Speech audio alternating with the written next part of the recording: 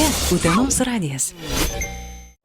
Utenos žingsniai. Utenai aktualūs klausimai, pašnekovai ir atsakymai kiekvieną penktadienį nuo 11 valandos. Laida kartojama pirmadienį nuo 11. Sveiki, klausotės laidos Utenos žingsniai. 2023 m. spalio 27 d. Kūrybinių industrijų centre Taurapilis vyko smulkių statybos įmonių vadovų susitikimas Utenos rajono savivaldybės meru Marijumi Kaukėnu, administracijos direktoriumi Pauliumi Čyvu bei kitais savivaldybės atstovais. Susitikime diskutuota konkurencijos didinimo statybos sektoriaus viešuosiuose pirkimuose Utenos rajono savivaldybėje tema. Utenos rajono savivaldybės administracijos centralizuotų pirkimų skyriaus vedėja Tatjana Baravickienė susirinkusiems pateikė informaciją, kaip tapti savivaldybės paslaugų tiekėjų. Kiti specialistai atsakė į rūpimus klausimus. Prieš susitikimą paklausėme keleto įmonių vadovų, ko tikisi iš šio renginio. Susipažinti su miesto nauju amplua, pasižiūrėti miesto, kokia yra vizija ir tiesiog suprasti naują strategiją. Mano vardas Karolis, baldų gamyba. Donatas Danauskas, statybininkas. Nežinau, pašnekėt, pabendraut, susipažinti pradžioje, po to žiūrėsim ant savęs dirbantis. Utenoje stogus darom, tai va gal kažkas savivaldybėn papuls dar padaryti, pamačyti žmonėm. Ir viskas tiesiog. Tai va. Utenos rajono savivaldybės meras Marijus Kaukėnas susitikimo metu išdėstė, kad atliekant nedidelius remonto darbus galima pasitelkti smulkiuosius verslininkus ir pateikė pavyzdžių, kaip galima sutaupyti. Dėkui direktoriui, organizavo tą susitikimą. Čia mes, nežinau, esame viduje komandai ne kartą diskutavę, nes ką pamatėm per pusę metų buvimo valdžioje, kad labai brangiai mes viską darom, labai, sakykime, kainos didžiulės mūsų įvairių projektų. Mažieji, bet tarp faktas, kad didelių objektų su individualia veikla verslininkas ar su patentu jis nepadarys, bet mes labai daug atliekame mažų tų darbų ir buvo pas mus daug metų įprasta, kad jeigu reikia kažką daryti, tai būtinai reikia grandioziškai. Jeigu grandioziškai, tai tada jau aišku smulkiem šansų ten nėra. Keletą gal pavyzdžių galima pateikti. Vienas pirmų pavyzdžių buvo tai Vyžanų mokykla, 2 patalpos, kaip pavyzdys, darželiukas. Reikia 10 vaikų, tikėtina, kad tų vaikų gali po 2 metų nebūti 10, bet esmė, kad projektas. 210 000 vidaus patalpų sutvarkymas. Grindys, langai, sienos, mes tą projektą sustabdėm iš karto ir pasiūlėm mokyklai pačiai tvarkytis, ta prasme ne fiziškai direktoriui, bet susirasti mažesnius rangovus ir sutvarkyti. Pasiūlėm 30 000. Baisus triukšmas buvo nepatenkinti, kaip čia dabar čia buvo žadėta, čia, sakom, už 30 000 jūs tikrai turite sutvarkytas 2 patalpas, sakau, dar susidėsit už palį parketą dar visą. Buvo ginčiai, tai gavos, kad 33 užteko, kadangi šildymo sistemą pajungė nuo radiatorių, reikėjo perjungti nuo katilo, tai dar kelis tūkstančius reikėjo dėti. Viso grubiai 40 000. Vienas objektas iš karto aiškiai rodo, kad galima mūsų savivaldybės poreikį. Nebūtinai taip, kaip kažkas svajoja, pasidaryti už 40, bet ne už 210. Šunų aikštelės vedžiojimas. Prašom, reikia 2 aikštelių. Gerai, suprojektuosim 2 aikštelės.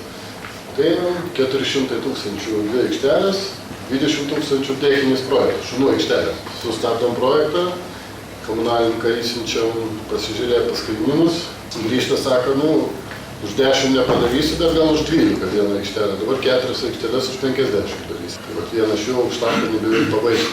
Nes jinai čia patarėjo, kad mes socialinį būstą turim, labai daug socialinių būstų, jį reikia dažnai paremontuoti. Ateina irgi poreikis, kas dušas patvarkyti, tualetas, kelios durys vidaus pakeis 17 000. Ir va tokiom ištisai mums kainom eina ir mes sėdim, sakom, taip būti negalim. Vis tiek kažkas tai reikia kažką daryti. Paprasčiausia, reikia tuos darbus gal paprastesnius daryti. Tai pirmiausia ne tai, kad jų naudinga, bet ir mum naudinga, kad ateitų mažesni dalyviai į konkursus ir tos kainos automatiškai prisitrauktų prie arčiau rinkos kainų. Norėsis jūsų nuomonę išgirsti. Tai čia yra viešų pirkimų vežėjai, bendrų reikalų skyriaus idėja, kuri viešais pirkimais užsiema.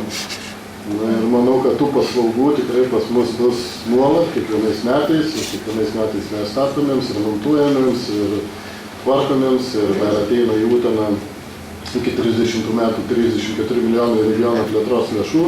Po renginio Utenos radijui verslo informacijos centro direktorė Irina Šeršniova teigia, kad temas parenka pasitariant su savivaldybės vadovais, kad būtų aktualios, naudingos ir reikalingos. Vadovė džiaugiasi, kad susitikime dalyvavo apie 20 žmonių.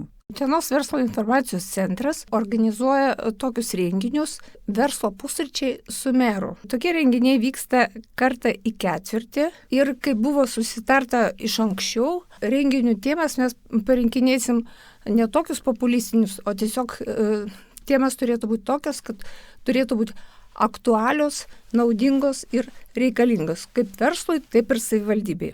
Todėl savivaldybei pasiūlus organizuoti susitikimą su smulkiais verslininkais, statybininkais ir aptarti galimybę pasiūlyti jiems dalyvauti mažos vertės pirkimuose. Mes tiesiog organizavom šitą susitikimą. Labai džiaugiamės, kad susirinko nemažai statybos paslaugų teikėjų, apie 20 žmonių dalyvavo šitame susitikime. Susitikimo metu buvo apkalbėta problematika, buvo paprastuoju būdu paaiškinta, kokiu būdu statybos atstovai galės sudalyvauti pirkimuose ir tokiu būdu, kaip ir padėti ir savo turėti daugiau užsakymų, objektų, taip ir savivaldybei įvykdyti daugiau įvairių smulkių statybinių darbų. Tuo tarpu po susitikimo Utenos radijui Utenos rajono savivaldybės administracijos direktorius Paulius Šyvas sakė, kad savivaldybė vykdo daug smulkių darbų, bet pasigenda tiekėjų ir nusprendė padaryti susitikimą su smulkių statybos įmonių vadovais. Tai per pusę metų darbo savivaldybės administracijoje pastebėjom tokį faktą, kad vykdom įvairių smulkių darbų, bet vis pasigendam tiekėjų. Tai vien per šios metus, iki šios dienos, vien smulkių darbų, kurių vertė yra iki 15 000, savivaldybės administracija vykdėm apie 50. Ir dar aišku, stambesnių objektų, kurių vertė yra daugiau negu 15 000, irgi nemažiau. Tai va, tai pastebim tokią tendenciją, kad mažai tiekėjų dalyvauja mūsų skelbiamuose konkursuose, labai dažnai dalyvauja ir ne iš Utenos tiekėjai, ir ypač statybų srityje. Tai nusprendėm tiesiog padaryti tokį susitikimą su statybų verslo atstovais, pasikalbėti, ypač smulkiaisiais, kas juos domina, kas atbaido nuo savivaldybės skelbimų pirkimų, nes labai dažnai statybos darbus laimi didelės įmonės, kurios būtent šitos smulkiosius statybos atstovus jos pasitelkia subrangai, tai labai keista. Tad toks susitikimas ir buvo. Ačiū Verslo informacijos centrui, kad padėjo organizuoti ir pasikalbėjom, pristatėm viešųjų pirkimų subtilybės, kaip dalyvauti viešuose pirkimuose, kokius kvalifikacinius gebėjimus reikia turėti. Tai tikrai labai tikimės, kad traukia į sąrašus, galėsime ir darbų kokybę užtikrinti, ir kainą tiek ir visuomeniai padorė, tiek ir tiekėjui. Manau, kad šitos situacijos laimės visas pusės. Aurimas, dirbantis individualiai ir teikiantis apdailos, fasadų, santechnikos ir kitas paslaugas, sako, malonu, kai valdžia atkreipia dėmesį ir į smulkų į verslą ir tikisi, kad bus susikalbėjimas su mažesniais projektų įgyvendintojais. Davė naudos, kodėlgi ne, susitikti su valdžia visada įdomu. Plius gausim gal kažkokių darbų, padėsim jiem, bus susikalbėjimas su mažesniais projektų, sakykime, įgyvendintojais, ne vien tik tai dideliais tokiais. Aišku, malonu. Aurimas Stankevičius su individualia veikla dirbo. Apdaila, fasadai, santechnika, stogai ir taip toliau. Klausėtės Utenos žingsnių. Kalbėjome apie spalio 27 dieną kūrybinių industrijų centre Taurapilis vykusį smulkių statybos įmonių vadovų susitikimą su Utenos rajono savivaldybės meru Marijumi Kaukėnu, administracijos direktoriumi Pauliumi Čyvu bei kitais savivaldybės atstovais. Geros jums dienos. Utenos žingsniai. Utenai aktualūs klausimai, pašnekovai ir atsakymai kiekvieną penktadienį nuo 11 valandos. Laida kartojama pirmadienį nuo 11. Čia Utenos radijas.